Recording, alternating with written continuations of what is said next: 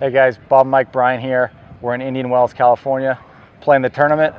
Thanks for subscribing to the video. It's a really awesome program. You guys are going to learn a lot. We're going to kick it back to Will, who's in DC, and then we'll be back on court. Hey everybody, Will Hamilton here, and the Bryan Bros doubles playbook is back. Now bring it in, huddle up, got a crazy story for you. Back in January, I was at the Australian Open, and the night before the doubles final, I was having dinner with Bob and Mike. We were having sushi. And Bob leans over to me and he says, Will, you're not going to believe this, but a coach for an opposing team, this is one of the top doubles teams in the world, now we're obviously not going to name names, but the coach came up to Bob and he said that he checked out the playbook when we first released it back in September and that he's using it to scout the Bryan Bros. That's pretty awesome, right?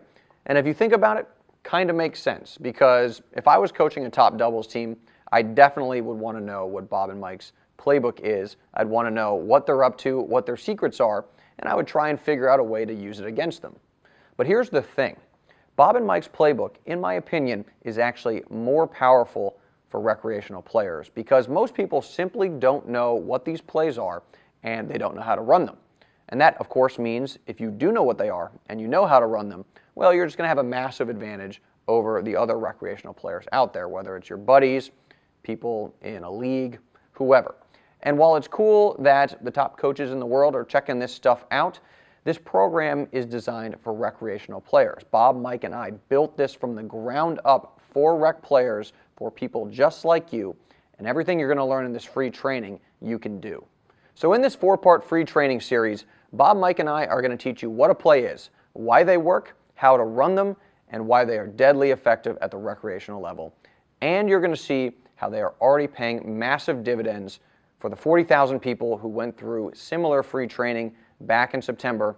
And then, of course, perhaps most importantly, Bob and Mike are going to teach you how to chest bump just like them so you don't twist an ankle, and that lesson is going to come a little bit later on in this video.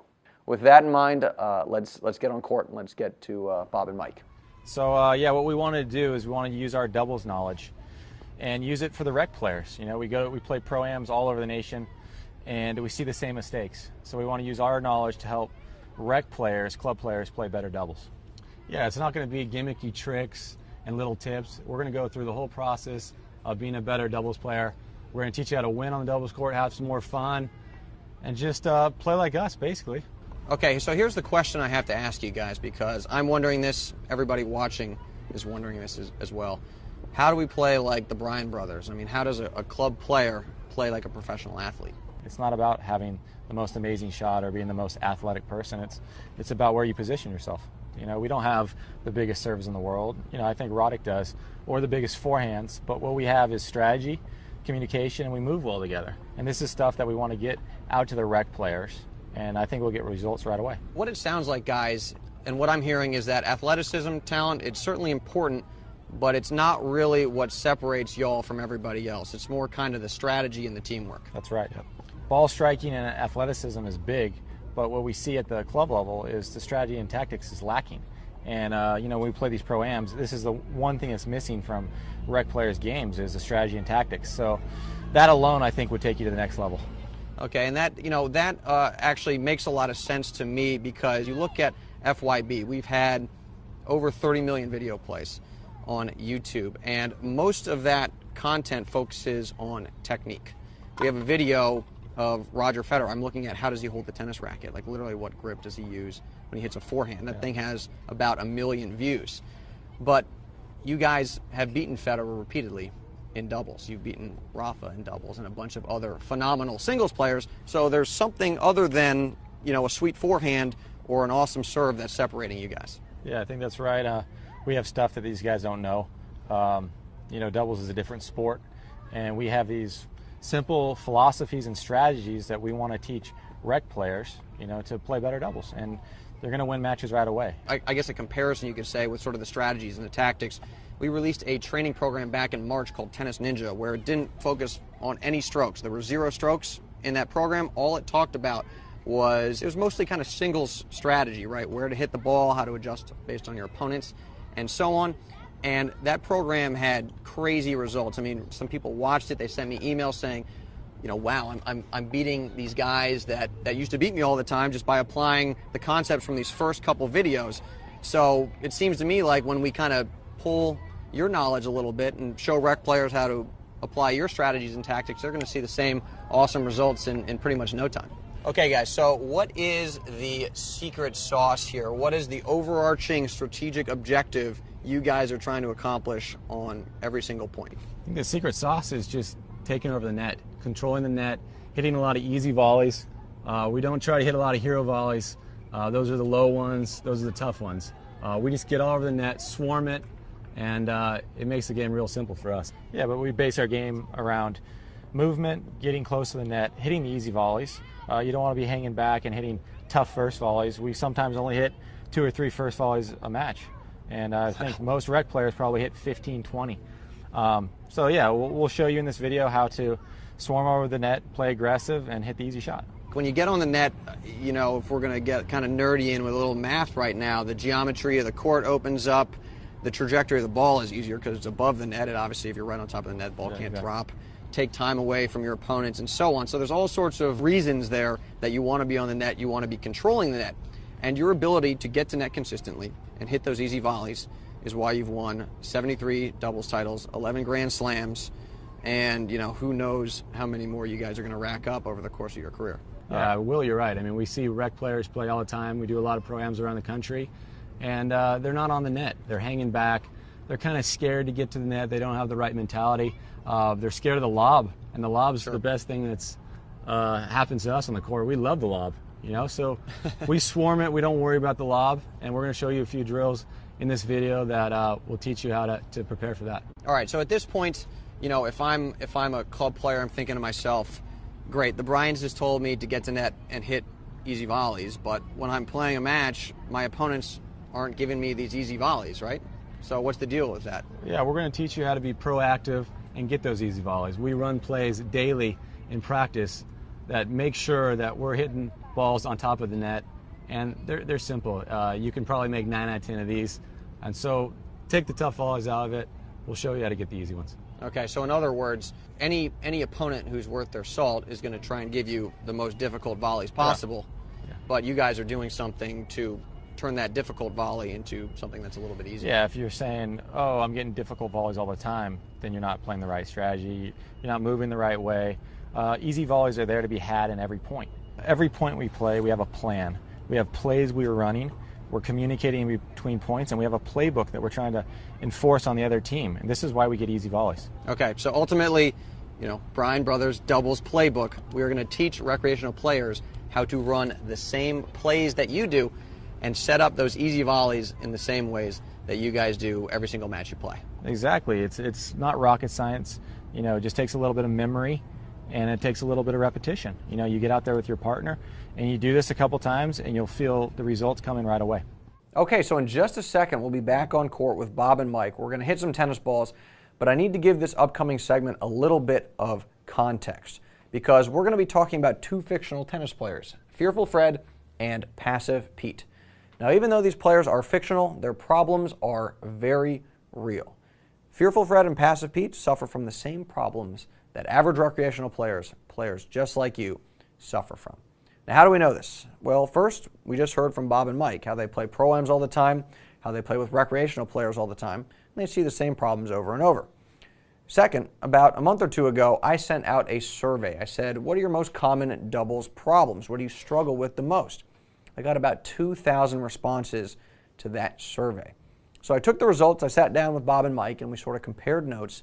And what we found was what you told me you were struggling with. Those were the same problems that Bob and Mike saw, same problems they see whenever they play a pro-am. So we took the feedback, we took the problems, and we created Fearful Fred and Passive Pete. Now I want to be very clear, we're not trying to dump on anybody by calling them fearful or calling them passive. But it's very true that a lot of players, when they're up at net, they are fearful. They're afraid of the lob, they're afraid of poaching.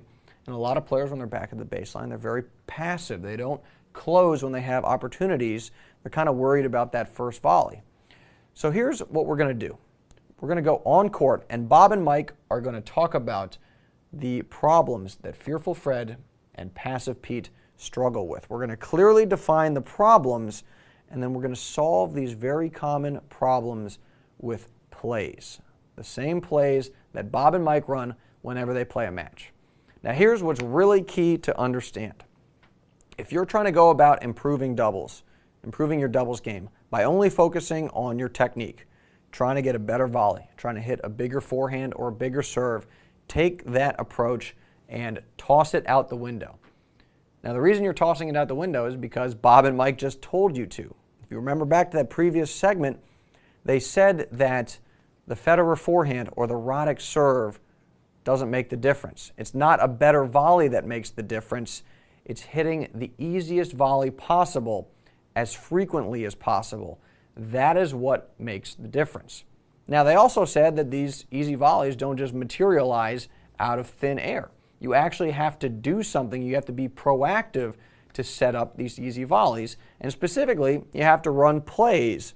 Plays are what set up the easy volleys. And as we're going to see, plays are made up of movement and timing, teamwork and communication, and understanding and knowing your opponents. You put all that together, and you're running a play, and that's what's setting up the easy volleys. That's what's setting up the secret sauce. So with that in mind, we're going to go on court. We're going to define very clearly Fearful Fred and Passive Pete, and then we're going to solve their problems using plays. And again, running a play is what's going to make the difference in your doubles game. Start with Fearful Fred. Why is just sort of hanging out here a bad idea? Well, you see this all the time. I mean, they're kind of stuck in the mud at the service line. They're just statuesque, and there's a lot of problems with that. First of all, you're going to be hitting a lot of tough volleys from back there, and we always say we like to hit easy volleys. You know, we like to get on the net and put the balls away. But when you're hitting volleys down here, you got to hit the ball up, and so your opponent's going to hit an easy volley, probably off your reply. Also, they have more time if you're back here. Yeah. When you're hitting balls from back here, the ball's going to slow down by the time it gets to them, so they're going to have a lot more time. And then you can't put the ball away when you're back here. You know, the geometry of the court is a lot bigger. You know, you don't have the angles. And so this is a bad position to be in, and we're always trying to rush to the net, put the ball away. Okay, so you covered a couple of things there. The first is simply that as the ball travels over, it's obviously dropping. And if you're chilling back here, the ball's going to be down there. That's a tough volley. Yeah, it's a tough volley. Bending down low. It's always great to hit a volley. Which is what would happen above your shoulders up here. You're up there. Yeah, so you're hitting shoelace volleys back here. So you want to move in, and then once you're close to the court, I mean, it just opens up everything. You don't have to hit the ball through the court from back here. You can come up and angle it off to the sides, and that's how we end most of our points. We're getting the ball off the court and end it in one shot. Chris, could you demo that? Just feed a ball so that it kind of lands at Mike's feet. Just sort of a standard ball. And that's tough. That's down. It's not fun to hit right there. You let it drop. You got to hit up, and then from up here, it becomes an easy game. You know, you don't have to be that good of a player when you're close to the net. You know, you just punch it away, and it's pretty simple. I mean, we're licking our chops if we get a scouting report with a guy standing on the service line. You don't see it too much in the pro game anymore, but there are the guys that do that.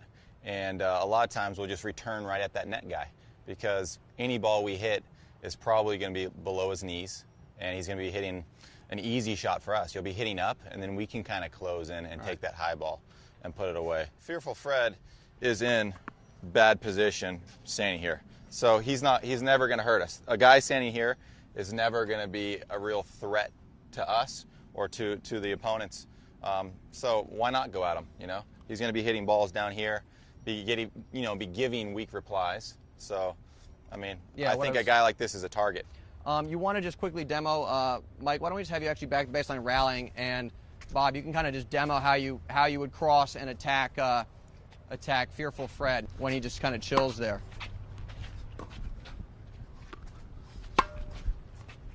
Go to Fearful. Okay. Super easy to attack there. And you could cross. Why don't we go cross court, and then why don't you pick off one of Chris's cross court balls?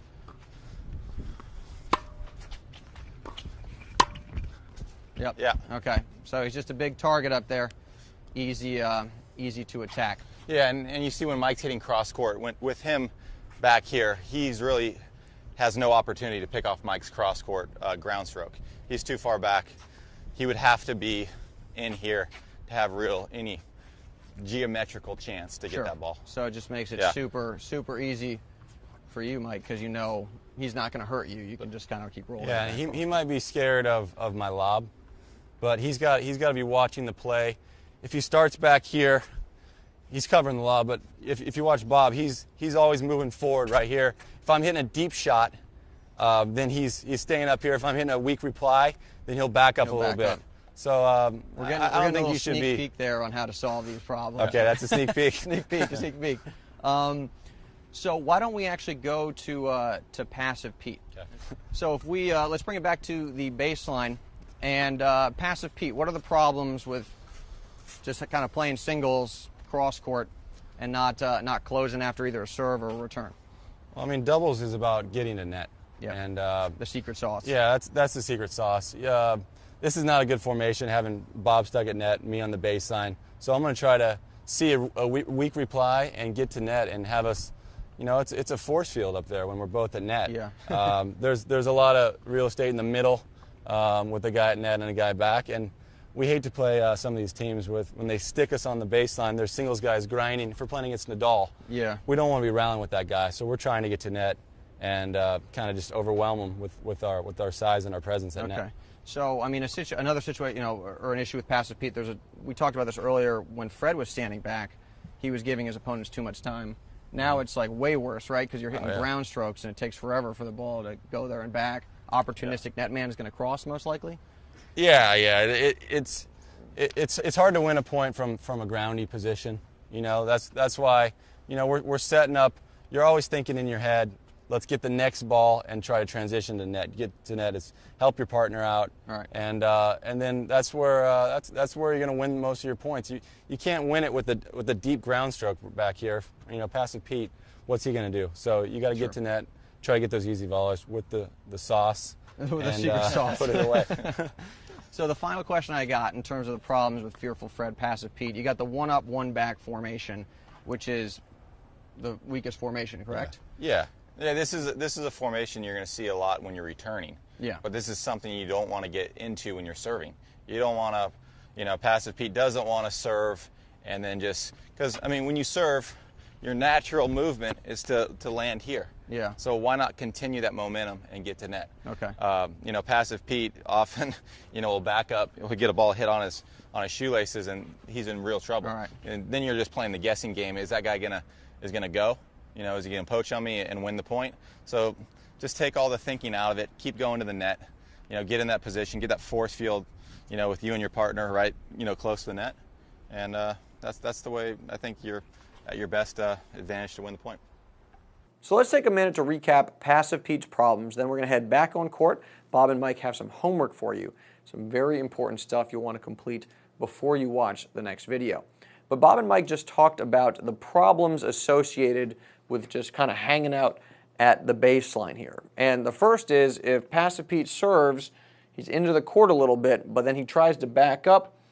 That's a situation where if a quality return is hit, you could really be digging the ball off of your shoelaces, and then you're hitting a pretty weak ball, trying to get it cross court, and an opportunistic net man, someone who's not Fearful Fred over here, somebody who moves a lot, is going to be able to pick that off. And look, even if the return is manageable and you can get it cross court, if you're back here rallying cross court, a good net man is going to close on that and cross regardless. They're going to be looking for opportunities to pick off your ground stroke, and that ground stroke traveling from the baseline to the other side, it's going to have a lot, you know, there's a lot of time there for the net man to move on that. Now, the other problem with Passive Pete chilling back here is that he creates all sorts of angles for his opponents to hit into. They can go off the court here, they can go through the formation here. There's a lot of gaps in the one-up, one-back formation. So Pete really needs to move forward and get to net. Now these angles don't exist anymore, and there's really only tiny windows, maybe in the middle, then maybe off to the sides, where his opponents can reasonably expect to put the ball. Very difficult shots to hit, and the other option, of course, is to go upstairs. So the options for the opponent in this instance, they're really, really limited. So there's a bunch of reasons Pete really needs to move forward, really needs to get to net. We'll, of course, talk about how to solve Pete's problems and how to get to net in the upcoming videos. So the key here is really all about awareness. It's about being aware of Fearful Fred's problems, being aware of Passive Pete's problems. So there's a couple ways we're going to sort of raise our awareness of these issues. And the first is simply, the next time you go to the tennis court, look around. Look for Passive Pete, look for Fearful Fred. Chances are you're going to see one, if not many, because the mistakes they're making very common at the recreational level. The second way we're going to raise our awareness is with a PDF document below this video. I want you to download it. I want you to fill it out, because in that document we're going to ask you where you like Fearful Fred, where you like Passive Pete. And once you ID what your problems are, well, of course, that is the first step in correcting them, and that, of course, is what we are going to do in the upcoming videos. So with that in mind, we are going to head back out on court, and Bob and Mike have a little additional homework for you to practice, some pretty cool stuff, some fun stuff, I think, that will be very important for the upcoming videos. Okay, so that's it for video number 1. Now we have a little bit of homework for you that's going to be really important for the stuff that's coming a little bit later on in the next couple of videos. So, guys, why don't you assign us some homework? This is a move we've been doing since we were younger. Okay. It works on your split step and your movement on court.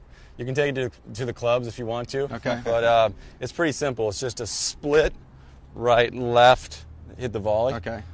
Right, split. Okay. And then you go the other way. So split, left. Okay. That's your homework. That's the homework. And it's your split, and then you're getting on your outside leg. Yeah. You're putting the weight on the outside leg, and then you're going through the volley. And you for the step right-hander, back. it's Okay. boom, get on the outside leg, and then go through. So that's good homework. That's going to come in handy in the next videos, and kind of speed up the process of improvement. Okay, and you can do it. You can do it with the clap too. That's one way you Yeah, can yeah. do it. It would be split, clap like that. No, you Grab a friend and clap in unison here. Ready, Bob? yeah, you guys let's got- go. Come on, you get in here. All right. You lead the charge. Right You want me to go in No, front? let's All go right ready? first. This Right, way. All right, right. ready? The Blue Angels. Yeah, you don't need your racket for this. You can do this on your lunch break. Just, sneak into the bathroom Yeah. and get it done. All right. So the homework: at least 5 minutes a night after you watch this video for the next couple days to get it down. Very important for what's to come. So yeah. With that in mind, please leave us a comment about Fearful Fred. Yeah, Passive Pete. if you have any parts of your game where you see Fearful Fred or Passive Pete, you feel like you're playing like them, leave us a comment and let us know. And if you see any parts of your game that you have the special sauce, leave the comment below and let us know. Yeah, where are you not using the secret sauce? So Yeah. with that in mind, thanks guys. We will see you in a few short days in the next video. Hey everybody, Will Hamilton here, and welcome to the third free video with Bob and Mike Bryan. We've got some awesome stuff to share with you today. We are debuting this new piece of technology, and we are showing you a new clip that we previously haven't released. It's called Cat and Mouse, and it's an exercise Bob and Mike do to work on the movement and timing of the poach, right? So if you want to learn how to poach, you want to move like Bob and Mike, this exercise is going to be awesome. Let's quickly just clip to this thing over here and see how it all works. We've got the video here. These guys are playing a point out, and then I can pause it, and I can do all sorts of crazy stuff like draw on the screen. Obviously, I'm just scribbling right now to show you how this works. But we're going to use this to diagram exactly what Bob and Mike are doing on court, and of course, how you can copy it. So when we talk about movement and timing, and we talk about teamwork and communication, you obviously need those things to run a play. Bob and Mike in the previous video talked all about that stuff. So right now what we're going to do is get out on court, and Bob and Mike are going to show you specifically how movement and timing and teamwork and communication combine to run a play. They're going to go through some of their favorite plays, and then we'll get to the cat and mouse video. So with that in mind, let's get out on court with Bob and Mike. So why don't we talk about just something, some simple plays you guys run when you're serving, like in terms of I'm going to serve down the tee and somebody's going to poach. I mean, talk about some of the basic plays you guys run using everything we've talked about so far. Yeah, I mean, when we're serving, obviously the net guy's always in the middle roaming, looking for the easy ball, but we'll also communicate in between points whether Bob's going to do a full poach, if he's going to make a big fake and stay, or if he's going to stay back and look for the lob. But, you know, we do this. I'll say I'll serve T. He'll always know where I'm going to serve. If I'm serving Y, he's obviously going to cover the line. But if I hit a big serve, I might say scissors. That's our that means poach. Okay. And then I'll cover his back, and I'll kind of run in at a diagonal. Okay. And then he'll be ready for any return on the cross court. All right, great. Well, let's walk through that that play, see how it works, All right. and show everybody how to do it. All right, you serve T, All right. and I'm going to call scissors. All right.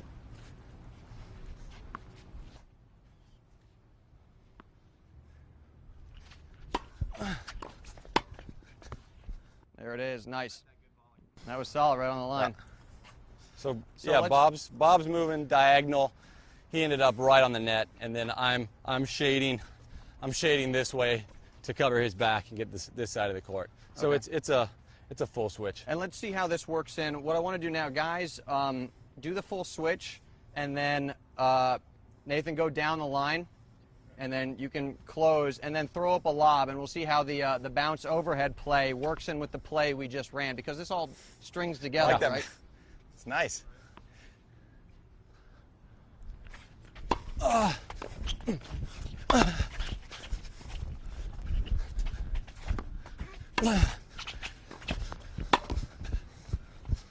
right, there it is. We just saw two plays strung together.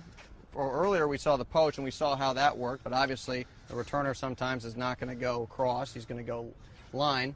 And then we saw, you know, especially at the rec level, when two guys get at net, the lob is very likely. And we saw how you guys moved back, got behind it, stepped in, hit a good overhead, nothing too sweet, and then the partner picked it off. So we had a lot of things going on there. We had, you know, the secret sauce, first of all, the overarching sort of theory, I guess, strategy. We had movement and timing, and then we had teamwork and communication, stringing all of this stuff together to make you guys, in my opinion, the best doubles team of all time. But what we've seen is that the stuff they are doing here, you guys can copy, right? You can move like them. You don't have to hit as hard as them, but you can move like them. You can use the same plays they use and achieve, I don't know exactly the same results, but certainly better results than y'all are getting right now. Okay, so I'm going to jump in. We just heard something very key, one of the most important pieces of this free training. Because at the recreational level, what you'll often see is the two players will get together, they'll say, all right, we're going to poach on this play. Now, if that poach doesn't result in the easy volley on top of the net, the rest of the point is kind of played out with strokes. There's no plan for the resulting scenario. Now, we don't want that to happen, and that's not what the bros do. If that poach doesn't work out, then they have a play for the resulting situation. And if that play doesn't work out, then they have another play, and so on. So one play leads to another, and so on, until the point is over. And what we just saw was Bob and Mike started with that poach. They were trying to get the easiest volley possible. Mike serves, Bob poaches, Mike covers him, and we saw that they didn't get the easiest volley possible. The return went down the line. That flows into play number 2, which is to set up the force field at net. And of course, they're trying to hit the easiest volley possible where they're both at net there. They didn't get that. That actually went into the bounce overhead guy because they got lobbed. So Mike is the bounce overhead guy. He backs up. Bob clears a little bit, and then after Mike hits that overhead, Bob moves to the middle of the court. He poaches, and he hit that thing off the court. So that resulted in the easiest volley possible given that situation. But let's say they didn't get that easy volley, something else happened. Those guys would move into another play, right? They always have a play based on the situation. That's what you want to have. You don't just want to run that poach and then that's sort of it, right? And then there's nothing else down here. You want to run that poach, and if you don't get the easy volley, then you go into something else, then you go into something else, and so on. That's really where you're starting to play high-level doubles and where these plays are putting you in position to have success regardless of the scenario that you're in. Okay, so welcome back to the DC studio. And what I want to do now is go to this cat and mouse segment on court in Kansas City with Bob and Mike. It's about an 8 or a 9-minute segment where they are going to teach you specifically how to time your movement when you are poaching via this, again, this game, cat and mouse. It's one of the most popular videos from inside the full Bryan Bros Doubles Playbook program. And the reason we want to show it to you is, well, first of all, it's just an awesome drill, but there were a couple comments, not too many, but a couple, on the previous videos where people were saying, well, you know, Bob and Mike are professional athletes. I can't do some of this stuff. And, you know, again, that was a minority. I think most of you realize you can copy what Bob and Mike are doing. You can incorporate this stuff into your games. But for the couple people who are saying, well, I can't really do this because I'm not as fast as they are, or they're really tall, and I'm not, this is really for you because you can do all this stuff. I mean, heck, you look at me standing next to Bob and Mike. They're 6'4", I'm 5'8", and I can do the stuff that they're doing. I don't do it as well, but I can still do it successfully, and it wins me a lot more doubles matches than being a fearful Fred or a passive Pete. So that's what this segment's going to prove, right? That it really, in this particular segment, it's the movement and the timing that they're working on. This is not rocket science. You can do it. So with that in mind, why don't we just get to Kansas City? Check it. Actually, there's one more thing I want to do. I want to read you a comment from somebody who actually has watched this video, went through the program back in September, just as sort of evidence, I guess, that this stuff works. So this is from Lance.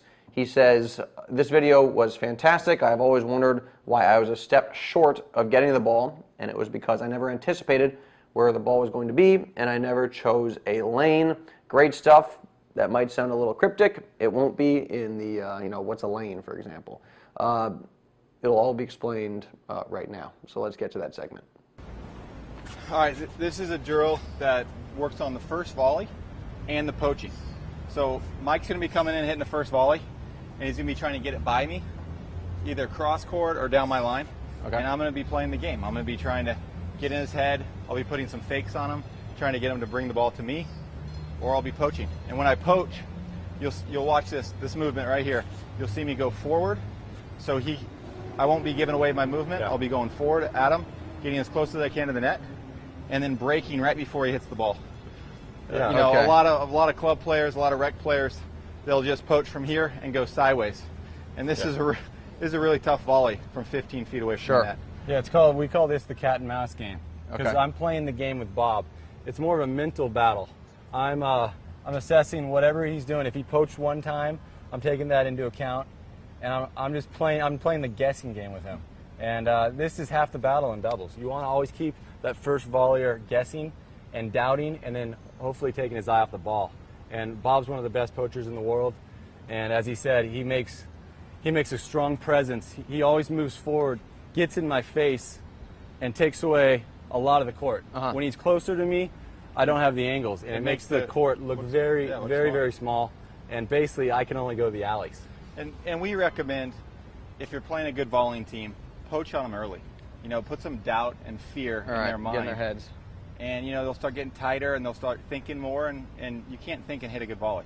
You know, it's got to be reactive. They might stone a couple. Yeah. Okay, exactly. well, let's run through it slow-mo once, see how it works, and then we'll ramp it up, and then we'll talk about the particulars of the technique. Definitely. Okay, I'm hitting an air serve right here, because we're just working on the volley and the poach. All right.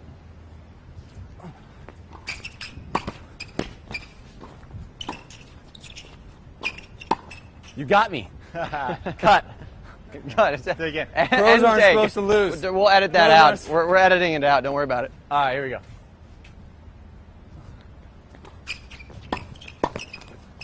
All right, so typically this is going to be a pretty short drill if the poach... If it goes well for me, yes.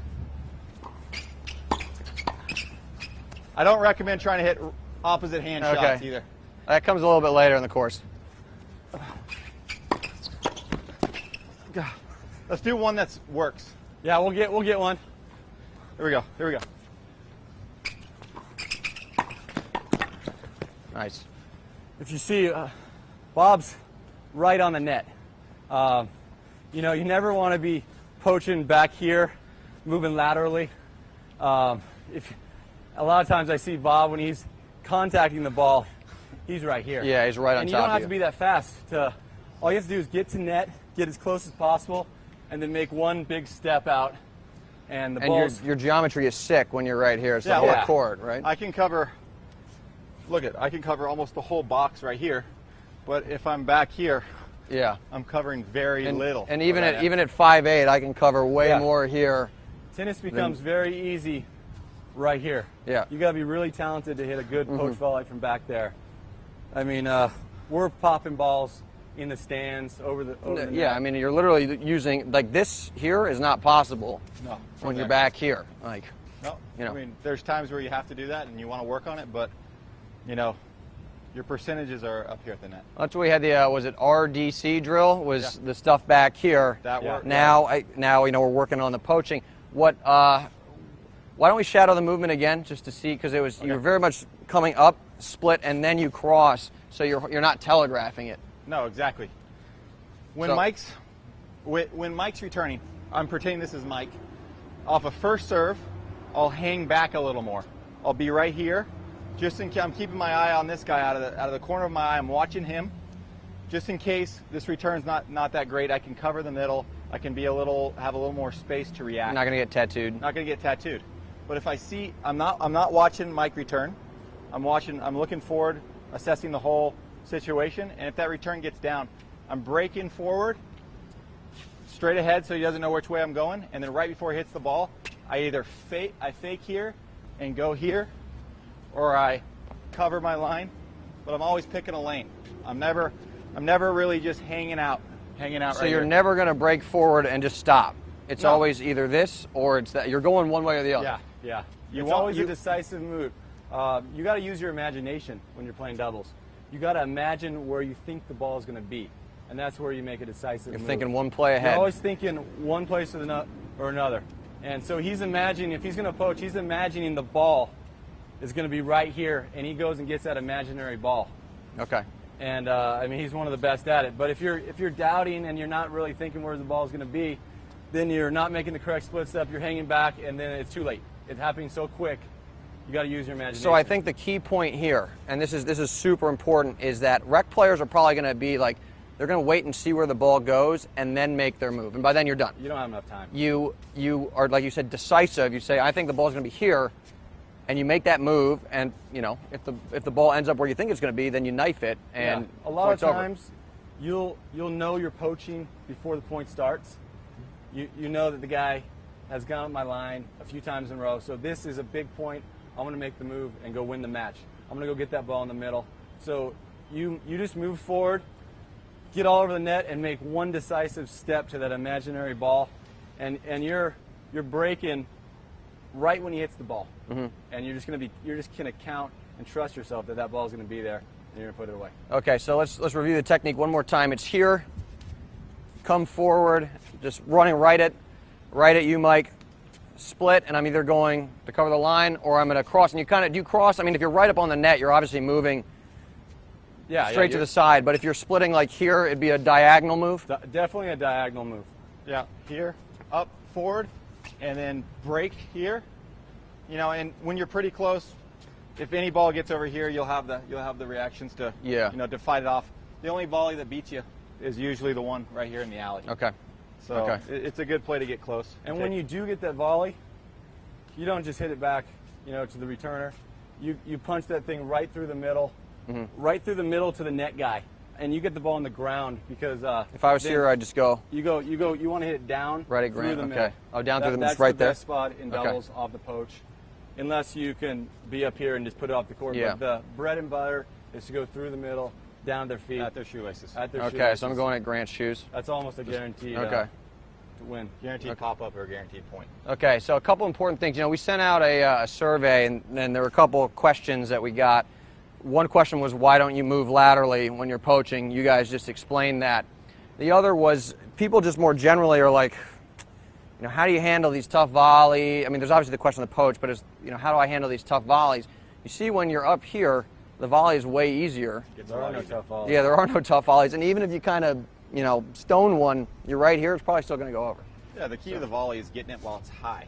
Yep. Because when you're up here, you've got a lot of court to work with. You can put it away. Volleys that are low are tough. They're tough on anyone. We hate hitting low volleys. Sure. They're not easy. You have to hit up, which puts yourself in a defensive position. Yeah. So make the volley easier by getting The closer. low volleys happen back here, and the high volleys happen Yeah. up at net. Exactly. Cool. Okay, so the cat and mouse game, how awesome was that? Allows you to work on your movement and your timing and your anticipation.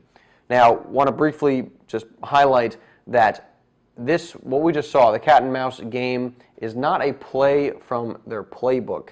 It is an exercise from their playbook. It facilitates, it helps them work on their ability to run plays. So I wanted to make that distinction and make sure you're very clear on that. But there's an important point and an important lesson there, because when Bob and Mike are practicing, they're not working on ramping up their serves from 130 to 135 miles an hour. They're working on what we just saw, right? Their ability to run those plays. So for the sake of sort of maybe almost redundancy, just to hammer this point home to prove it, let's take a world tour. Let's go out to Indian Wells, California. We were there just a couple days ago filming a practice session with Bob and Mike. And let's see exactly what they were working on. So we can come over to our new handy dandy device here, and let's just play this real quick and see exactly what goes on. Okay, so what we just saw was, again, the cat and mouse. And we all know what this looks like, so I don't really need to diagram this too much, but you saw that Bob returned this thing cross court, Mike moved up and then cut it off, and that allowed him to hit that easy sauce volley in the middle of the court. It's the exact same thing they were working on in Kansas City. 10 months later, they're still working on it because that is what is pivotal to their success. Again, it's not the crazy athleticism, because everybody at that level is basically on the same plane, right? So you could be on the same plane at the pro level, you can be on the same plane at the rec level. It doesn't really matter. Everybody's on the same plane. The difference maker, as we've seen, is movement and timing, teamwork and communication, and your ability to wrap that all together and run a play to get you that secret sauce volley, that easiest volley possible. That is what matters.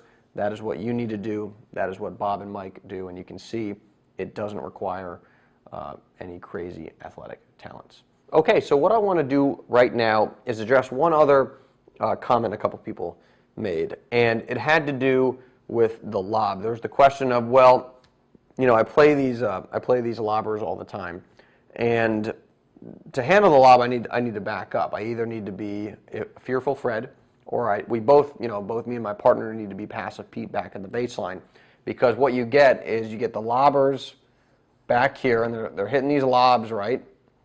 And you're either going to be fearful Fred right here around the service line, because you want to be able to move back to handle those lobs, or you just get two passive Petes back at the baseline, because that allows you to cover those lobs as well. So Bob and Mike have talked about the bounce overhead guy and why this is such a successful play. And let's delve into that a little bit more, because the reason, if you're playing a lobber, and let's say this team keeps throwing up lobs over and over, right? And you're like, how do I get them to stop lobbing? Well, the way you get them to stop lobbing is by hitting a secret sauce volley. So let me explain exactly what I mean by that. Now, if you're playing lobbers, where do lobbers like to hit lobs from? Well, it's this area of the court right here. Anywhere basically in there is relatively easy to lob off of. So if this is where people really like, those lobbers really like to hit lobs from, what happens if the way you deal with the lob is to be back here, right? Because we've seen in the first video, we talked about the relationship between court positioning and quality of shot making. And there was this concept of the swimming pool. I'm sure all of y'all are familiar with it. If you haven't seen that video, you need to go back and watch that. But when you were back here in this area, hitting shots, handling lobs, the swimming pool that you're able to deal with is this right here, right? That's basically the amount of court you get to work with. And you'll notice that amount of court is basically right in the lobber's wheelhouse. So whenever you're back here, whenever you're in this area of the court, you're basically giving lobbers the exact shot that they want. So what you need to do is expand that swimming pool, make it deeper, right? And we already know how that works. How do you put the ball in this area of the court? Well, it's by hitting a secret sauce volley somewhere in here. So that bounce overhead guy, we know how that works, right? Where you've got the bounce overhead, let's just erase all this. You got the bounce overhead guy. I don't really need to diagram this, but you got the guy here hitting that overhead. And again, that's going to keep it in the swimming pool, that shallow swimming pool.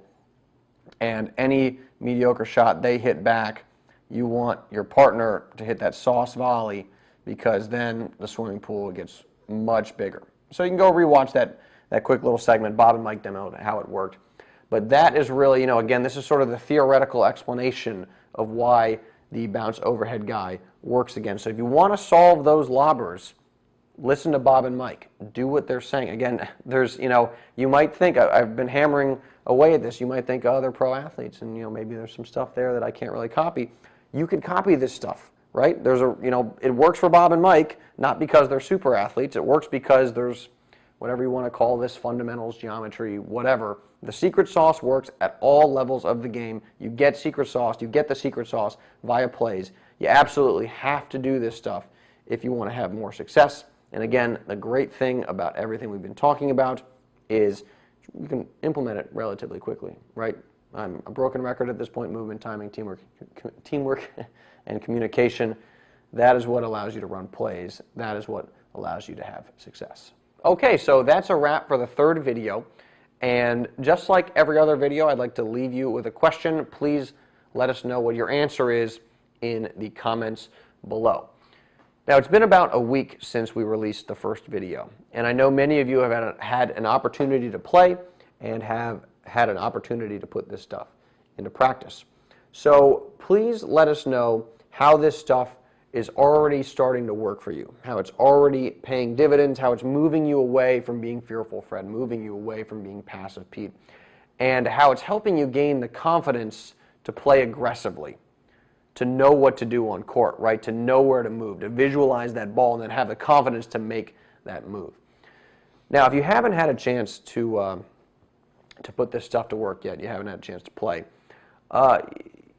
let us know regardless, how do you think this stuff is going to help you? So if you're fearful Fred, say, I'm standing there on the service line, but I think the dance move is really going to pay dividends because of X. Or I'm passive Pete, and the closed volley drill is really going to help me because of Y. Something like that, right? Just sort of imagine, visualize how this stuff is going to help you, and please let us know in the comments below. So, yeah, thank you so much for watching the video. Bob, Mike, and I really enjoyed putting it together for you. In the next video coming out in a few short days, we're going to talk about knowing your opponent, how that is sort of the last piece of this plays puzzle, where you start to kind of customize your plays based on knowing a little bit about your opponents at sort of the highest level of doubles. So with that in mind, thank you one more time for watching the video, and we will see you in a few short days. So we want to use our knowledge to help rec players. Fearful Fred is in bad position standing here. It's hard to win a point from a groundy position. We have stuff that these guys don't know. Okay, guys, so what is the secret sauce here? Hey, what's going on, everybody? Welcome to the second of 4 free videos with Bob and Mike Bryan. We are back out at Indian Wells, and we're actually kind of watching Novak Djokovic play a practice set with Richard Gasquet, who's over there. Novak, interestingly, this whole series we're talking about court positioning.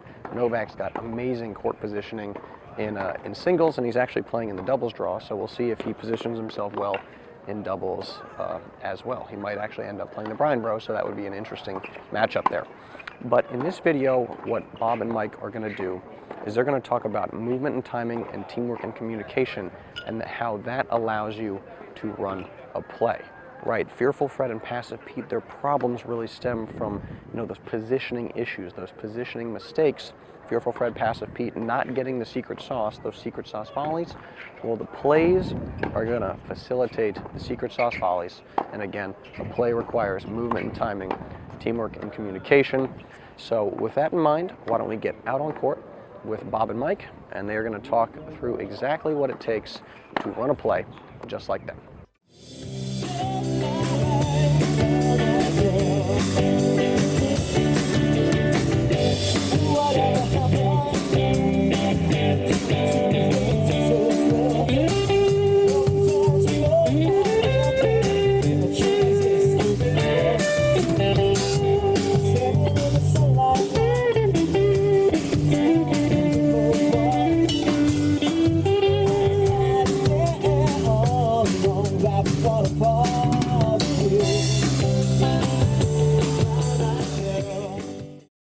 All right, everybody, welcome to the second video with Bob and Mike. We just saw a very cool segment of them playing the Bryan Brothers band.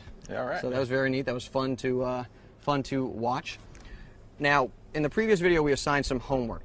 Why don't we quickly recap that? What's the step we assigned there? Hopefully, everybody who watched the previous video is now masters of this. But this is the little dance step that will work on your footwork on court.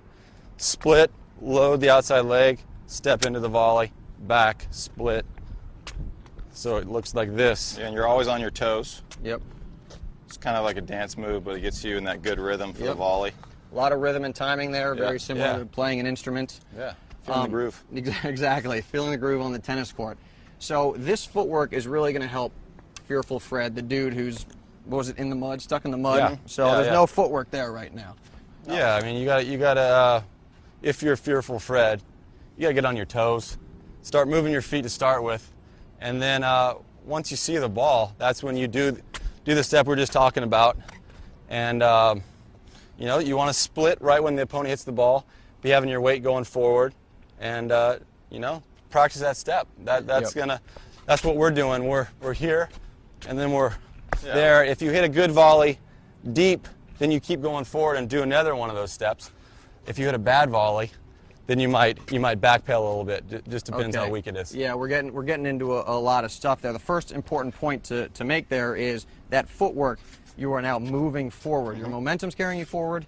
You're now obviously in better position, closer to the net. So all the problems we were talking about earlier are starting to go away. Instead of a volley down here, it's a higher volley. You don't have to take this huge cut when you're swinging because your momentum's moving you forward. Yeah. I mean, it's an aggressive mindset when you're at net. You don't want to be scared. You want to, be moving forward. That's going to put a lot of weight on your shots. It's going to show the opponent that, this guy, he's on it today.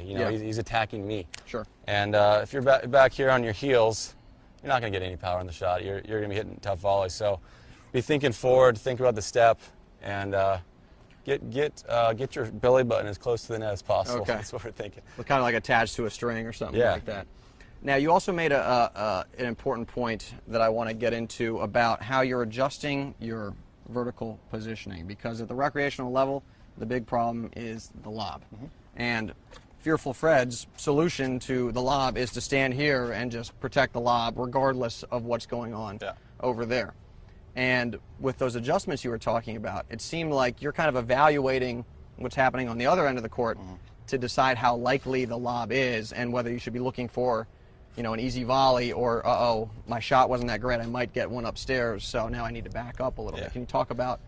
Well, I feel like the only lob that can really hurt us is an offensive lob. That's a lob where they have a lot of time. They can step in and really disguise it and topspin. All right. A defensive lob, moon ball, we're going to have time to get back and crush that. Yeah. So we feel like our best chance to close is off an aggressive, great volley. So when we see that we've hit a good, deep volley, that's when we take off a little and get a little bit closer. Now, if Verdasco crushes us and we hit something off our frame and it lands on the service line, that's when we'll back up, kind of regroup, set up for a big shot, but still, use that step to go forward. Okay. So we're always going forward, but we're, adjusting our position. Why don't we do this? Chris, if you could rally with Bob a little bit. And Bob, why don't you vary the quality of your volley and adjust your vertical positioning as a result so people can see the footwork.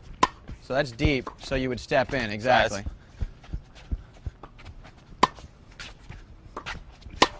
So And you then move put that in, way. okay.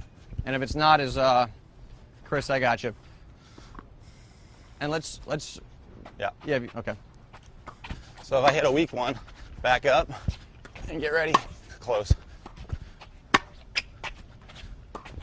So that Good was one. deep. Yep. And then that I'll one just- was out. Yeah.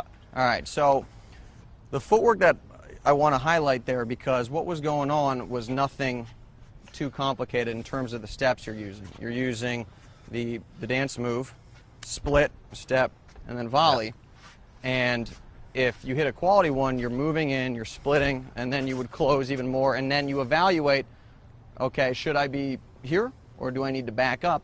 And if it was short, if it was not a good volley, this is what happened. I mean, you just backed up. I mean, everybody watching can do this, I'm pretty sure. You back up, you reset, resplit, and then use that move to go forward. Again. I was going to say, key, you guys back up, but then you stop and split forward. Yeah. That was an important piece there. You're not splitting backwards. No, we're never on our heels. You know, you back up a little bit, and then you get back on your toes, springy, Yep. and transfer that weight forward. Yeah, and everybody watching after this video is over, you can go to the YouTubes. There's video of you guys doing this when you get to net, adjusting forward and back. Yeah. Very interesting stuff to watch.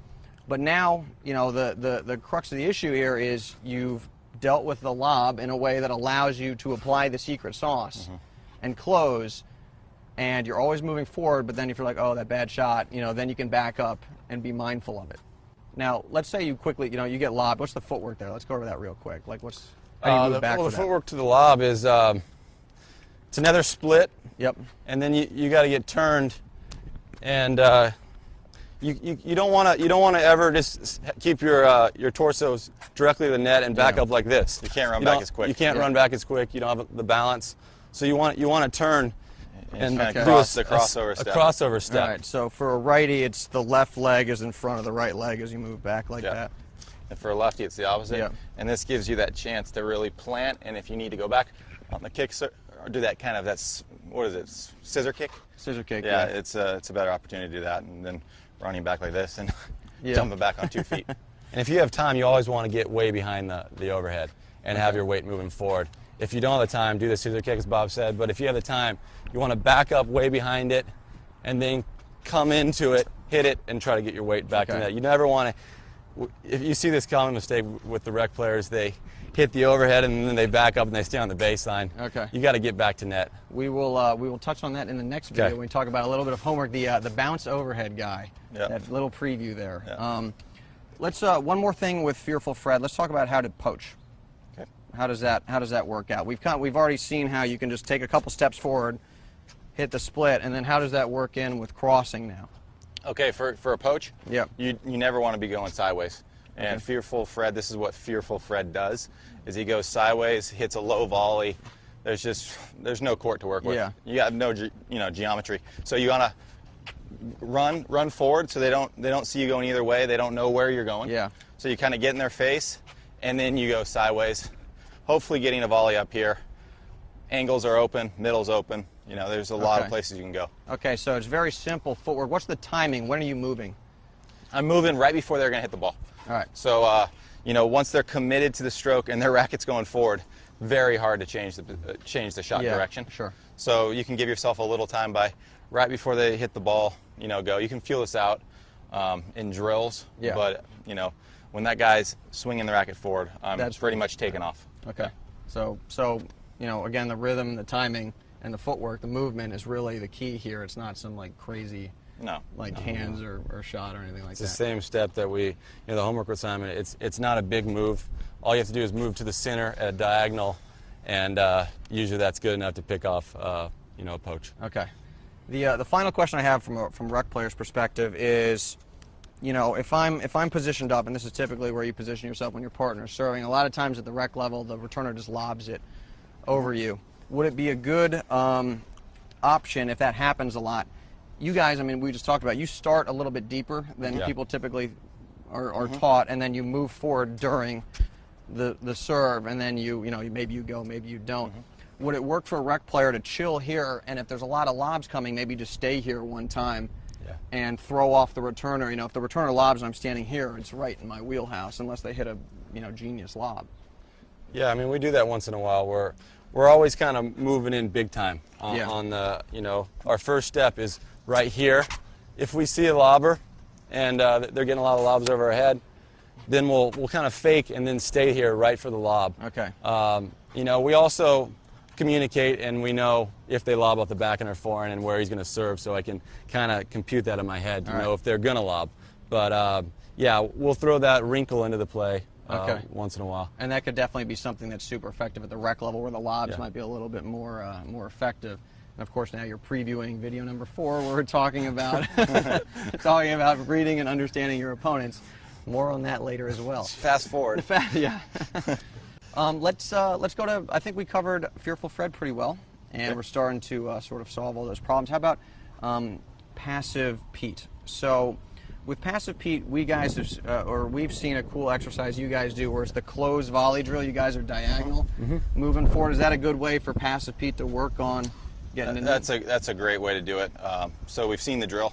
Yeah. And you close in. You're hitting volleys from here, here, here. This is where develop that feel. Yeah, you develop that feel moving forward. And I think when you practice your serve, you should always, especially for the doubles players, hit the serve and take a couple steps in.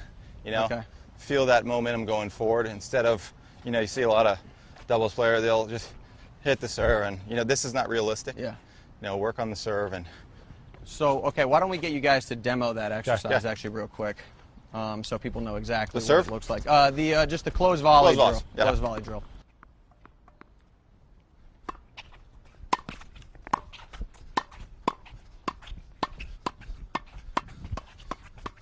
All right, back up. So you start behind the line, and then you feed in the volley. Sorry. So this is how Passive Pete can work on not being passive anymore. Exactly. He learns how to move forward. Because that first volley is tough, especially those low ones.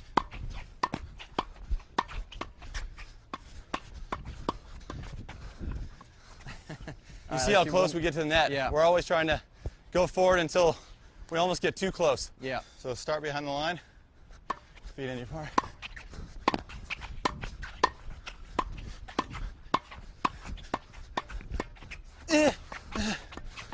Oh, I hit him in the head. Right. Free pizza. There we go. All right, so what kind of pizza? Pepperoni? I haven't done that since I was like 6. Really? Well, you always have to bring out Send me the tape. Okay, got it. What's valuable with that exercise is you're working on those first volleys, but like you said, you don't stop when you get like here. I mean, obviously you would never be volleying like this during a point most of the time. Yeah. But it works on the change in the like the pace and being able to feel the ball there. Yeah, this works on your transition game from the baseline to the net, and you're hitting balls in no man's land. That's what you're going to be forced with sometimes. If you're aggressive and you're not Passive Pete, you want to take steps forward. Yep. And you're going to be hitting tough volleys. But this just forces it, forces the issue, makes it a lot easier when you're you're playing doubles.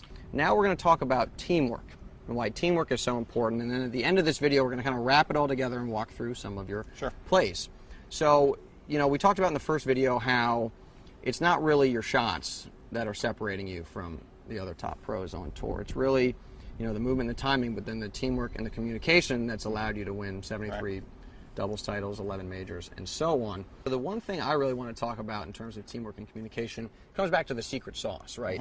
We, get those easy volleys.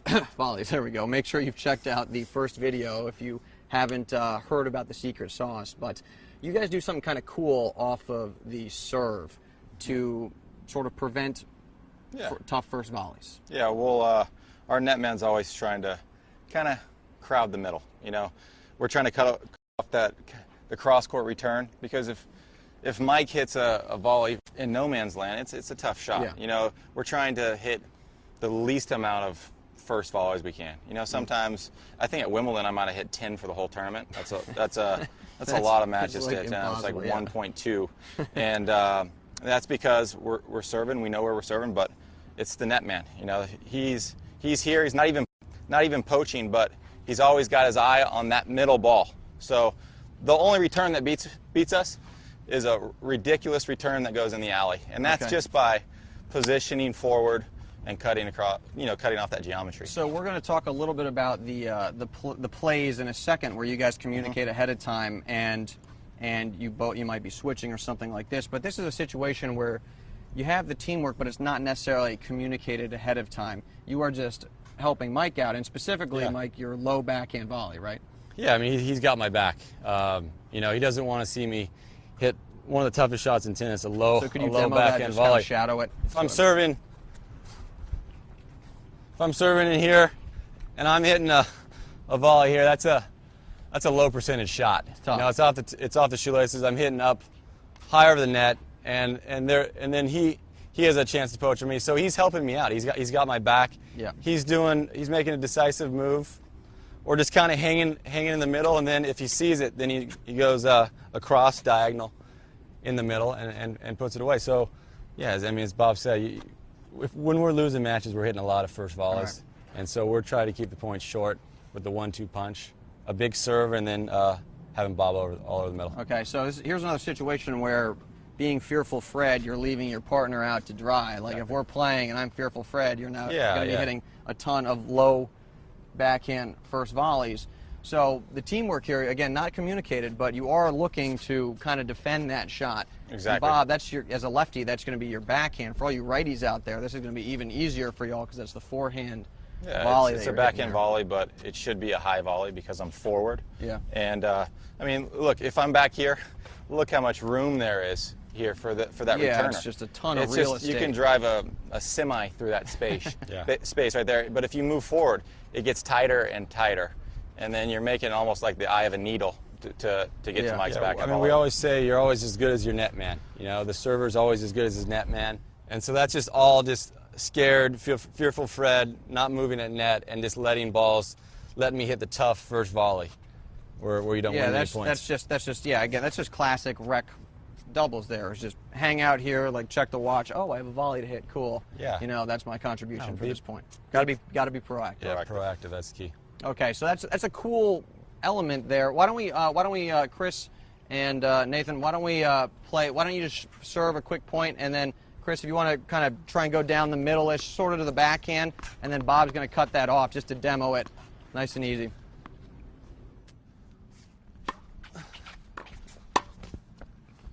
Yep, just like that. That's a classic case. Yeah. That's a classic case.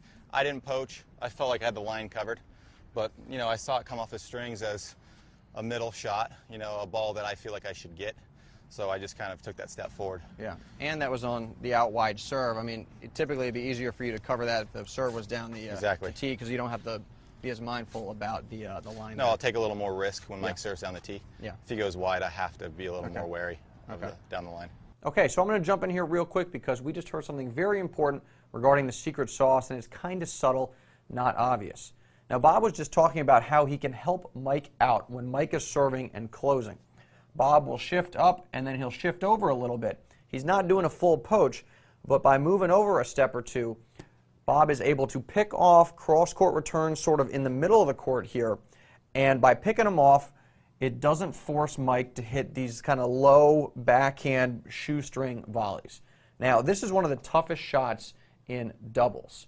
So you can see how Bob has eliminated that, but he has done it through the lens of the secret sauce here. Because remember what Bob and Mike said about the secret sauce. It's not just about hitting easy volleys, right? It's hitting the easiest volley possible as often as possible. That is a key concept, and that is what Bob has done here by shifting over. Now, let's say the return comes to Bob's forehand. Remember, he's a lefty, so a forehand would be over here. This would be 1 in terms of sort of the easiest volley possible. Number 1 is going to be the easiest, right? And maybe number 2 would be a cross-court volley over here. This is on the forehand side for Mike. It's, it still could be a little bit tricky, but it's certainly easier than the low backhand volley over here, which we would list as a 3, right? So you've got easiest, number 1, 2 is second easiest, and then 3 is actually just a really tough shot. Well, by shifting over like Bob has done, he has eliminated 3, and that actually turns into a 1, right? So if the return's coming cross-court here, oh, now it's a 1, but if Bob didn't shift over, if he was over here, then it would have been a 3 instead. So that is sort of the subtle point here with the secret sauce. It's the easiest volley possible as often as possible. That is what Bob has done by shifting over. He's helping Mike out by taking up some of these cross-court returns and turning what would be a tough volley into an easier volley. Now, what I also want to say, what you might be sort of thinking about here, is, well, what about this, this sort of down the line return here? I need to cover the alley. Well, you really don't. The point here is that you want to be always pursuing the secret sauce. You don't want to be reactive, defensive, protecting something here. You want to be proactive. You are going to win way more points by doing that, particularly when you're turning what is an extremely hard shot, maybe the hardest shot in doubles, into an easier shot. You're going to be winning way more points by doing this versus covering the alley. So if you get burned on 1 or 2 balls down the alley, whatever, it's not a big deal. If you consistently get burned, then you might tweak something. But particularly if your partner's serving down the tee, putting it over here is real tough. It's way more likely you get a shot down the middle, and then by shifting over, you pick that off. So look, again, secret sauce, use this stuff, hit the easiest volley possible as often as possible. That's really going to have a significant impact with your results. So let's talk about, we got another kind of cool piece of teamwork, the bounce overhead man. Is that the right terminology you guys use? Guy, man? Yeah, I mean, there's a designated bounce overhead guy in this team. Bounce overhead bro. I'm the bro who takes the bounce overhead. This just eliminates all confusion in the middle when it goes up in the sun. There's a lot of chaos. Yeah. And, you hate to see when 2 rec players come and they just take each other's heads off. Yeah. So usually there's a better bounce overhead. It's a YouTube video. Yeah. There's a better bounce overhead guy. I work on it more than Bob, so I get back for the bounce overhead. And he clears out of the court. He gives me the whole court. I can pick where I want to go. And he comes off to the side, and then he comes and swarms. After I hit that overhead, he reads the play and kind of swarms. It. All right. So Nathan, could you feed a couple like really high, deep overheads? Let's just see the technique first. Yeah, with Mike. Down the middle. Just right down the middle. It's super high.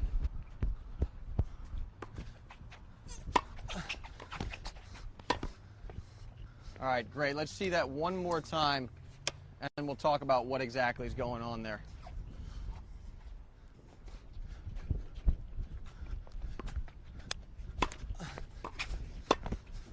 Perfect. All right, that was perfect. Now, there's a couple things going on there that's super important, and the play, this is a play you guys have talked about ahead of time, that teamwork and communication. This is great for a rec player because you see those sky lobs all the time. So first, talk about what's going on with your overhead. Yeah, there. I mean, I get back, I backpedal with a side step. I don't backpedal with my face toward the net, but I get way behind it, more importantly. I'm getting way behind it, giving me time to, when I'm hitting the shot, I got my weight going forward. It adds power to the overhead, and I'm moving in position to hit a volley or just come and help my partner out. It's the exact same concept with this, where just the forward momentum adds some juice to your ground or to your volleys. Now the forward momentum adds pace to your overhead. So same concept. Yeah. I mean, on these are kind of low percentage. They go up really high. And so it's a pretty tough shot. So you don't have to hit it that hard when you got your weight going forward. It adds weight to the shot. Yeah. And then your momentum's going forward and you're at net. And you were sticking it right down the middle, nothing too crazy there. But it's actually not trying to, it's not a kill shot there. You're actually setting you up a little bit. Yeah, he's not going for the clean winner. He's going high percentage, deep overhead down the middle. I'm clearing out. I'm giving him a lot of space, and then I'm coming close to the net, and I'm treating it like a poach. Yep. I'm looking for that ball. I'm imagining the ball out in the middle, and I'm going to get that ball. I can be more aggressive here because Mike's behind me. He's got me covered on the lob. I can pretty much give up any kind of lob, swarm the net. All right. And we're up in the point, and this is a time to be risky for me. Okay, but I mean, again, super great play for rec players. Somebody goes back, hits, nothing too crazy in terms of the overhead. But then it's the poach. The next shot, it's going to be tough. With you here, court looks small. It's intimidating. Their eye is going to be off that next shot. Yeah. And Mike's, he's still a little bit back. He can cover. He can cover. For the rec player, if the ball comes back, you do the exact same thing. Exactly. And eventually you're going to get a weak ball here, and then you just send it off the court. Yeah. So, again, that's all teamwork and communication. You talked about that beforehand. So you run that play when you get the The moon ball. It's all about knowing who's going to take the bounce overhead, getting back quick, back behind the ball with your weight moving forward, and it's kind of like an assist alley-oop, and then he dunks it. All right. All right, so that's a wrap for video number 2. Thank you for watching. We will have video number 3 to y'all in a few short days. With that in mind, we got a couple questions. Yeah, guys, thanks for leaving comments on the last video. You know, let us know if this video helped you, if you felt like you're passive Pete or feel for Fred. You know, let us know how this stuff helps solve some of those problems. You know, and if you're a singles player, you know, let us know how this could help your singles game. You know, I think personally feel like doubles is a big, you know, help to singles players. So let us know if it helped you. All right, guys, thanks for watching. We will see y'all shortly. Hey, what's going on, everybody? Will Hamilton here, and welcome to the 4th free video with Bob and Mike Bryan. Today's video is called Half the Battle. The name comes from G.I. Joe. At the end of the G.I. Joe cartoons in the 80s, there was a slogan, now you know, and knowing is half the battle. So in this video, we're going to talk about how knowing your opponents and understanding your opponent's tendencies, well, that's really half the battle, because that allows you to take plays to the highest level, to customize those plays based on your opponents. Bob and Mike are masters of this, and they're going to tell you how you can customize plays in just a sec.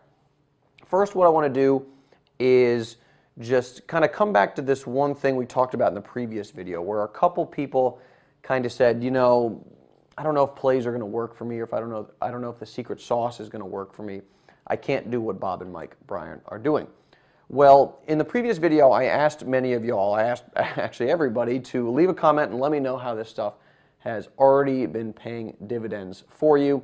Got a bunch of comments, and I think it's really proof that the secret sauce and getting the secret sauce via plays works at all levels of the game. So for example, Melissa said, after watching the first 2 videos, my game has improved 100%. I played with confidence at the net and was much more aggressive with lobs. That's awesome, Melissa. Great to hear. Big Dog Daddy G, I don't think that's his real name, said, the videos are excellent theory, applied them in our match yesterday and won. Nothing like instant gratification. Caleb S. said, so after watching the first 2 videos, I explained the sauce volley idea to my doubles partner, and we started talking a lot more about strategy, especially between points. Well, last week we had a match against another high school team, and we found ourselves down 1-4 rather quickly. While switching sides, we started talking about having better footwork and hitting more first serves in.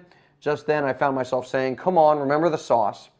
And we started playing with a lot more aggression and jumped in for those sauce volleys much more often. In the end, we beat them 6-4. If we had started with the same mentality when we started the match, I'm sure we could have bageled them. So that's awesome to hear, Caleb.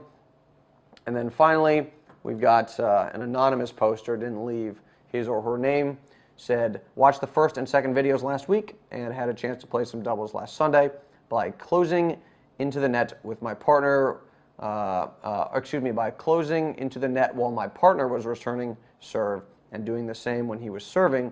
We were able to beat a couple guys who were about the same skill level as us by a score of 6-1, 6-1. The secret sauce made a huge difference in how we played the match. A huge difference in how the match was being played. And I think this last comment is really kind of hits at the core of what we've been trying to communicate, me, Bob, and Mike, over the last couple videos, is that this will work regardless of your skill level, and really the difference, regardless of your level, comes down to the strategy, right? It comes down to getting those secret sauce volleys and getting them via plays. That is what separates you from your opponents, even if you have the same athletic talents, same technical abilities as your opponents. That's what separates Bob and Mike from the other athletes on the ATP Tour. Obviously, everybody at that level, great athletes. So what separates Bob and Mike? It's the plays. Same thing goes for you at your level as well. So at the beginning of this training series, the very beginning, I told you a story about how Bob was approached by a coach for an opposing team, and that coach told Bob that back when we released the full Bryan Bros doubles playbook in September, he checked out the program and he used it to scout Bob and Mike. He used it to kind of communicate to his team, the team he was coaching, how they could go about beating Bob and Mike by understanding Bob and Mike's tendencies. So again, it comes back to this question of knowing your opponent. Half the battle, knowing your opponent. So with that in mind, let's get out on court with Bob and Mike and hear exactly what they have to say about knowing your opponents.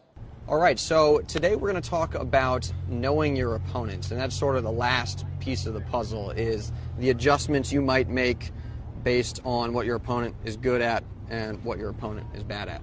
So that in mind, Yeah, we always go into a match knowing which guy to pick on at net, which guy to hit the balls to on the baseline. On the big points, you want to always go to the weaker shot. So we got it all thought out before we even step on court.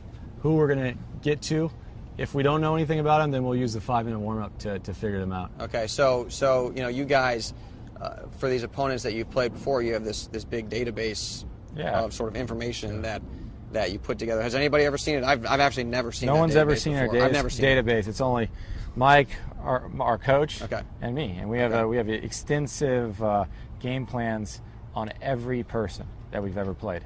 And even players we haven't played. Our coach is always watching. He's always behind the fence. You've probably seen him back there behind your court. And he's writing down everything. Obviously. You know, where to serve on the big points, where to go. And we've won some big titles by just being able to know that little extra bit about our opponent. I remember in the Australian Open final, we were playing Leander Paez, who you might know. Sure. And he's a big point poacher, you know. And Martin Dam hit a great return, and I knew he was going to poach on that big point. My coach, we looked at the database, and I gave him a little head fake, and I went up his line on a monster break point. Ended up winning us the tournament. Also, in the Australian Open final 2 years ago, we were playing Nestor and Zimonjic, and we changed our plan. We switched actually sides of the court, and this opened up a whole new strategy for us, and it literally changed the momentum of that whole rivalry. It was just a little bit of change in strategy. Just winning. So for the rec player, what would you recommend? I mean, obviously they're not going to have a database on most of their players. You obviously use the 5-minute warm up, but it sounds like you guys held some of these. You know, you like Paez, for example, poaches on the big points, and you kind of kept that in your back pocket and then used it on that really big point. Exactly. On the non-important points, sometimes you can just play normal straight-up ball. And a lot of times we'll save that big piece of information for when it really counts, for a tiebreaker, for a third set big point. So yeah, our coach, and we'll go over this database, and we'll pick out 5 or 6 really key things. And if we're killing a team, we might never break it out. But when we need it, that's when the strategy really comes in handy. Okay, and that's something, you know, a rec player, they can pick out those couple pieces as they get into that first set and hang on to that stuff if later on it really becomes necessary. Yeah, always have that little bit of information in your back pocket, and don't be afraid to change it up too. If something's not working, and one of your opponents is hot on the day on a certain weak shot, you got to be flexible. You got to be able to think in the moment and change it up. And that's what we did at the Aussie Open. Yeah, I mean, when we walk on the court, we have a net guy that we're usually picking on. It's in our playbook where we break it out. We usually pick on someone out there. Sometimes it's they're both good, so it's just the least good guy, and sometimes it's only isolated to a shot. You know, it's just his backhand volley is a little weaker than his forehand volley. So we'll have that after you get a good return. We're just zeroing in on that particular side, and it's good for Bob to know that because he knows I'm going right after him, and he can move accordingly. Yeah, we can kind of shift our eyes if we know we're going to be attacking one guy. If Mike sets up for a second ball, I can shift my eyes right to that guy, lock in. It'll help me on my reflexes, and he knows if that guy has a weaker backhand volley, both of our weight will go forward because we're expecting a weak response. So it's really helpful to know to have these game plans set up before the match. So there's a piece where the teamwork has worked in with the knowing your opponents, where you know that Mike's going to go at this weak shot, so you're already getting ready if you're at net to pick that exactly. thing off. You know, like we've done in these drills, Mike will focus on a certain shot. I'll lock my eyes in, and I'll even shift my position to kind of cut off the angles. And if Mike goes to another guy, sometimes I'll be exposed. So it's good to be on the same page and know where each other are going to hit it. Okay, well, awesome. So I think we've seen over the last 4 videos how, you know, Fearful Fred and Passive Pete, with just sort of a couple, I wouldn't say like revolutionary concepts, have gone from that very defensive style of play to very aggressive. They're running plays. They're picking off the balls at the net. They're playing like you. They've gone from Fearful Fred to Baller Bob. I don't know if that works, but I'm going to go with it. And Passive Pete to Monster Mike. Yeah, exactly. Rec players, Pro-Am players, they can go from being an average type doubles player to playing like us. And it's 5 easy steps. It's the secret sauce, which we talked about. It's getting all over the net. To do that, you need to run plays. And you need timing and movement. Yeah, and you need teamwork and communication. That's key. And knowing your opponents is the 5th step. Okay, super simple. Secret sauce. To execute the secret sauce, you have to run plays. That's what puts you in position to get those easy volleys. To run plays, you need, I think I'm on 2, you need time, you need movement and timing, you need teamwork and communication, and then you need to know your opponents. Then, again, you've gone from Fearful Fred, Passive Pete. Now you guys have, there's been a transformation. Baller Bob. Yeah, Baller Bob. Monster Mike. Okay, everybody, if you liked the free training that Bob, Mike, and I just put together, well, we actually have something much cooler for you. We have a in-depth training program, the full Bryan Brothers playbook, doubles playbook, that is going to walk you through basically, like all your secrets, all your plays that you use to win, 73 doubles titles, 11 Grand Slams, who knows how many more that's going to win. But this is an unbelievable course that we have put together. I've really enjoyed putting it together, guys. I mean, that's my perspective on the program. Tell everybody what you kind of are thinking here. It's all in there, Will. Everything that we know about doubles that's got us to this level where we are right now. Everything you need to know. It'll take a rec player and make them instantly better. And they'll know where to be on court. They'll know all the positioning. They'll know our plays, our drills, and it'll be instant success. They'll see a difference right away by just following this video. Yeah, I mean, I've been around tennis for a very long time, and some of the stuff you guys were doing, I was sort of like, what? I've never seen this before. I mean, it's very, very cool stuff. Also, very important to highlight, this is an interactive training program. So we got you guys coming in via Skype, via some, whatever technology we figure out. We're going to have the bros with us answering your specific questions so that, we leave no stone unturned, so to speak.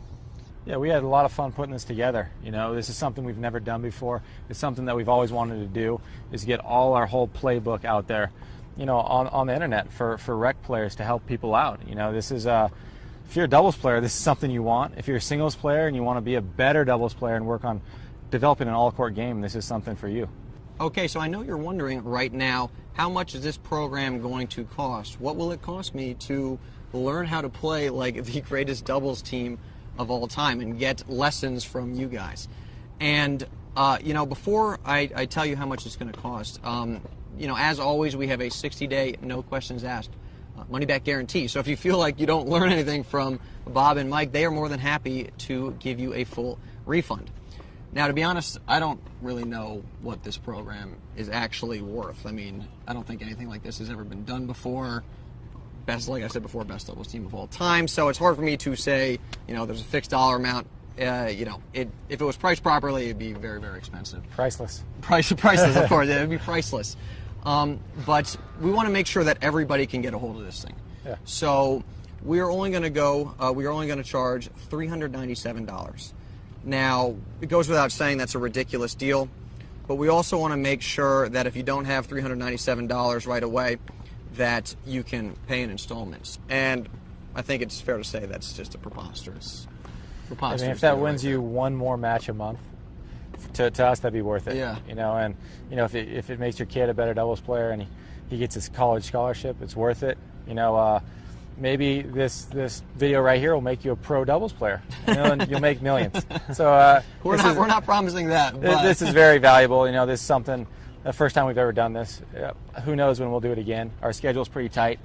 We did this over 5 days, and there's not another time I can see where we'll have 5 days in the future. So this is probably a Bryan Bros only first and last. Yeah, and instant classic. Yeah, instant classic. We'll see you on ESPN Classic shortly. Yeah, nothing like this has ever been done before. And you can tap into the best doubles team that's ever played.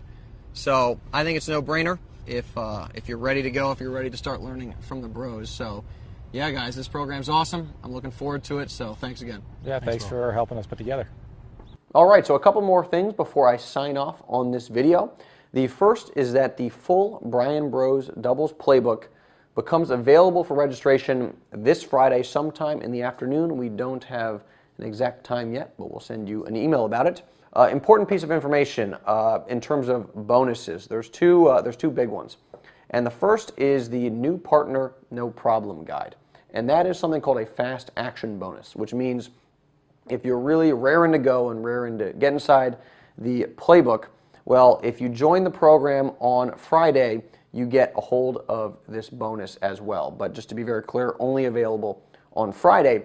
But the New Partner No Problem Guide is, first of all, it's very cool because it's a very different type of lesson. It's almost kind of focuses on psychology or something. It's very different from the typical tennis lessons you see, but it's designed entirely to make you the type of partner that everybody wants to play with. That partner that's cool, that's fun to play with, and the whole idea is how do you get, like, let's say you play in a USDA league, right, and you have new partners all the time. How do you get that new partner on board to run plays right away and do it in a way that's cool and doesn't make you sound like a know-it-all or pushy or anything like that? Because nobody wants to play with that type of partner. You want to be the type of partner that's a lot of fun to play with.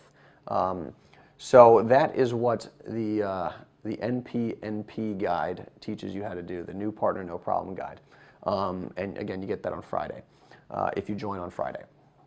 The second bonus, and this is a killer bonus, get it regardless of when you sign up, is Tennis Ninja.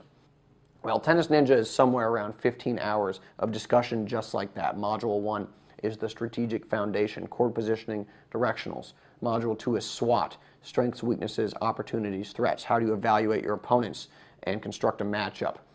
Module 3 is DNO, defense, neutral, offense. Module 4, the mental game.